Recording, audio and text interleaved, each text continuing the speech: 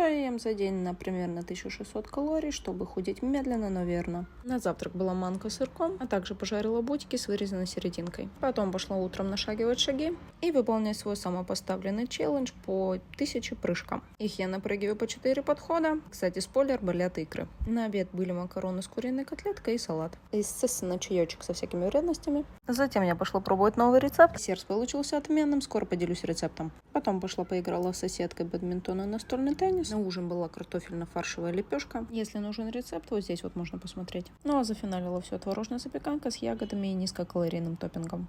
КБЖУ получился вот такой, а это доказывает, что тут даже на дефиците можно кушать вкусно. Ну и худеть в принципе получается. А если не хочешь ломать голову, чтобы такое приготовить, чтобы было низкокалорийно и вкусно, то подписывайся на меня и забирай рецепты, что всегда были под рукой. Еще, кстати, в хайлайтах сохраняю свои готовые рационы. Ну и еще поставь лайкос и напиши какой-нибудь комментарий, а то я уже хз, что надо этим алгоритмам.